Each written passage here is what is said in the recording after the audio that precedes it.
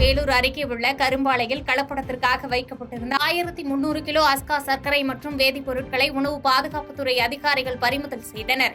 நாமக்கல் மாவட்டம் பிளிக்கல்பாளையம் பகுதிகளில் இயங்கும் கரும்பாலையில் தனிநபர் புகாரின் அடிப்படையில் கபிலர்மலை மற்றும் பரமத்தி உணவு பாதுகாப்பு அலுவலர் SP முத்துசாமி இன்று ஆய்வு செய்தார்.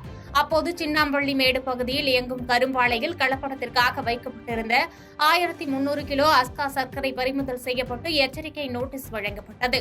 மேலும் வேதிப்பொருட்கள் மற்றும் அஸ்கா சர்க்கரைகளை கலப்படம் செய்யக்கூடாது என அறிவுறுத்தப்பட்டது. மேலும் மீறினால் வழக்கு தாக்கல் செய்யப்பட்டு சட்ட ரீதியாக நடவடிக்கை எடுக்கப்படும் என உணவு பாதுகாப்பு அதிகாரி முத்துசாமி எச்சரிக்கை விடுத்தார்.